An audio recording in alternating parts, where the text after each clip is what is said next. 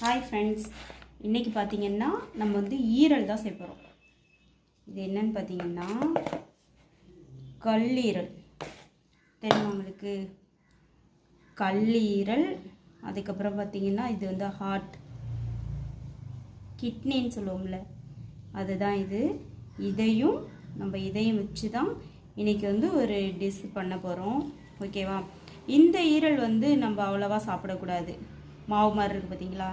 இந்த ஈரல் வந்து நிறைய சேர்த்துக்காதீங்க. இந்த ஈரல் சாப்பிடுங்க, ரொம்பவே நல்லது. அதே மாதிரி இந்த ஹார்ட் சாப்பிட்லாம், கிட்னி இது சாப்பிட்லாம். இதெல்லாம் ரொம்ப நல்லது தான். சில பேர் சொல்லுவாங்க இதெல்லாம் கோழிக்கறியெல்லாம் சாப்பிடக்கூடாது அப்படின்னு சொல்லி. அப்போலாம் கிடையவே கிடையாது. கோழிக்கறி வந்து கம்பல்சரி தினமும் சாப்பிடாட்டி கூட வாரத்தில் ஒரு 3 டைம் வந்து கோழிக்கறி சாப்பிட்டே ஆகணும். ஏன்னு கேட்டிங்கன்னா இது டயட்டில் இருக்கிறவங்களே வந்து இது சாப்பிடுவாங்க.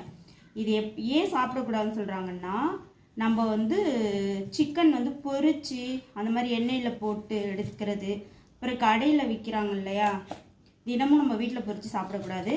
ப்ளஸ் வந்து கடையில் விற்கிறத வாங்கி தினமும் சாப்பிடக்கூடாது. எப்போனா கிரில்லு இந்த மாதிரி சாப்பிட்டுக்கலாம், அது ஒன்றும் பிரச்சனை இல்லை.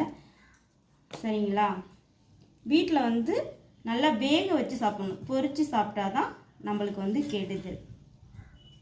நமக்கு வந்து கொழுப்பு வந்து அதிகரிக்கும் அப்படின்னு சொல்கிறதுனால தான் நம்ம வந்து இதை சாப்பிடக்கூடாதுன்னு சொல்கிறாங்களே தவிர, மற்றபடி சிக்கன் வந்து எடுத்துக்கலாம். இங்கே பாருங்கள். ஓகேவா? நான் இன்றைக்கி இதை தான் சமைக்க போகிறேன். நான் இந்த கொழுப்பெல்லாம் வந்து எடுக்கலை. அதாவது இந்த கறிக்கு வந்து இந்த இருக்குது பார்த்தீங்களா, இந்த கல்லீரலுக்கு வந்து நிறைய கொழுப்பு இருக்கும். இந்த கொழுப்பெல்லாம் நம்ம எடுத்துடணும். கொழுப்பு நமக்கு தேவையில்லை.